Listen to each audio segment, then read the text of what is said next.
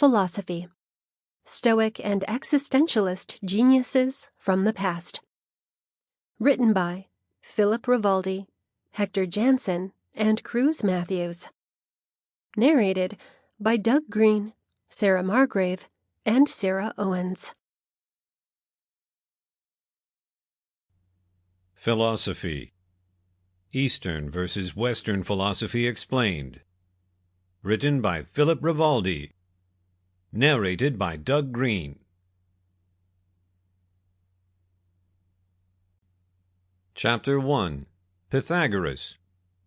Pythagoras, circa 571 to circa 497 BCE, was a Greek theorist whose theories highlighted the immortality and transmigration of the soul, reincarnation, virtuous humane conduct toward all living things, and the principle of number as truth, in that mathematics not only cleared the mind, but permitted an unbiased comprehension of reality.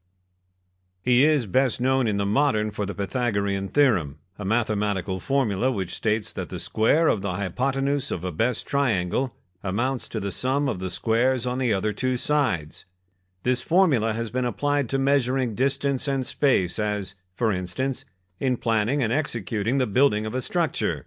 While credited to Pythagoras by ancient authors, modern-day academics point out evidence from Babylonian texts written a bit of time before Pythagoras, which go over the same formula or, at least, one extremely similar. Practically nothing is known of Pythagoras' life, although later writers, such as Diogenes Laertius, 3rd century CE, tried to create biographies based upon stories and fragments from earlier works.